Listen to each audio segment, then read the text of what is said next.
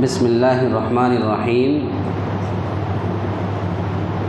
عن عائشہ رضی اللہ تعالی عنہا قالت کان رسول اللہ صلی اللہ علیہ وسلم اذا اراد ان یعتکف صلی الفجر ثم دخل معتکفہ۔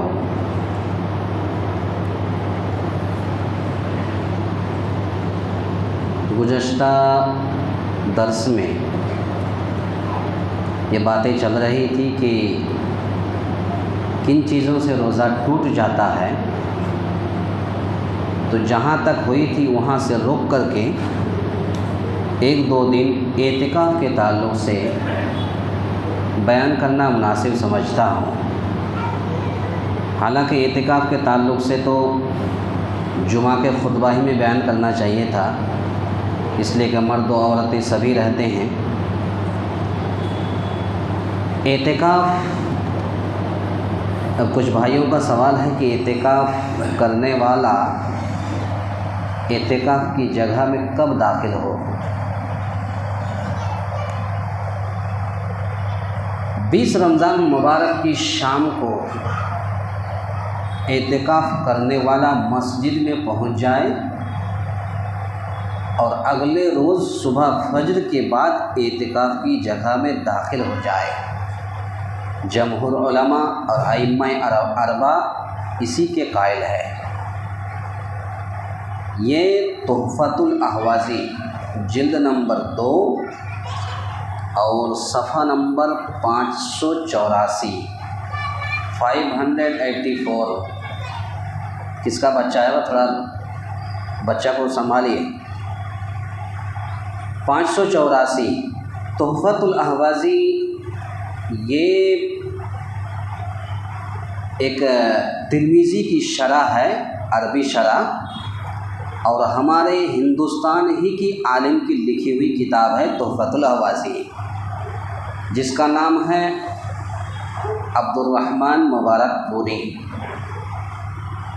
ہمیں فخر اس بات کی ہے کہ ایک ہندوستانی کتاب الحمدللہ ثم الحمدللہ آج بھی مدینہ یونیورسٹی کورس میں پڑھائی جاتی ہے، یہ تحفۃ الاحوازی۔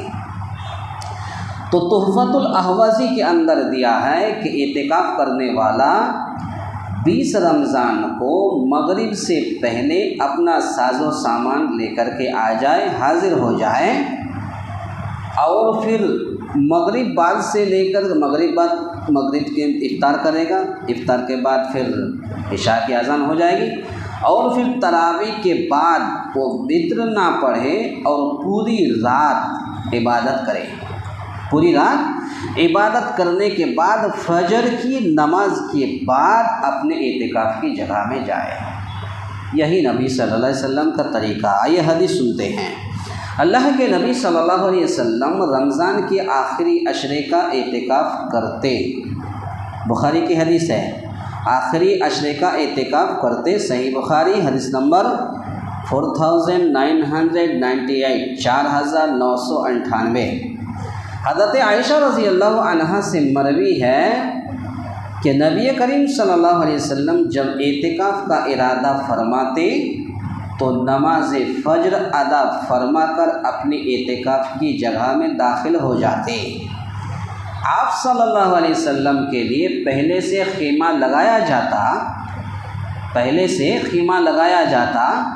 آپ صلی اللہ علیہ وسلم کی بیویاں بھی اعتکاف میں بیٹھتی تھی، تو آپ صلی اللہ علیہ وسلم کے بیویاں بھی اعتکاف میں بیٹھتی تھی، اور وہ سب بھی وہ فجر کے بعد ہی اپنی اعتکاف کی جگہ میں داخل ہو جاتے۔ ترمذی کی حدیث ہے، حدیث نمبر 791، 791۔ تو اس سے پتہ یہ چلا کہ جو لوگ بھی اعتکاف میں بیٹھے گا تو آئندہ کل مغرب سے پہلے ساز و سامان لے کر کے آ جائے، یا تو افطار کے وقت اپنا ساز و سامان لے کر کے آ جائے، اپنا خیمہ بنا لے، اور پھر پوری رات عبادت کرے، اور عبادت کرنے کے بعد فجر کی نماز پڑھ کر کے اپنے اعتکاف کی جگہ داخل ہو جائے۔ یہی سنت طریقہ ہے، یہی نبی کریم صلی اللہ علیہ وسلم نے بھی طریقہ بتایا ہے۔ اعتکاف صرف مساجد ہی میں کیا جا سکتا، گھر میں اعتکاف نہیں ہوتا۔ بعض لوگ کہتے ہیں جیسے کہ دیگر جماعتی بھائی کہتے ہیں کہ نہیں اعتکاف میں، اور ان کی عورتیں گھر میں اعتکاف میں بیٹھتی ہیں۔ تو چاہے مرد ہو چاہے عورت ہو، گھر میں اعتکاف نہیں ہوتا۔ اعتکاف کے لیے مسجد شرط ہے، مسجد شرط ہے۔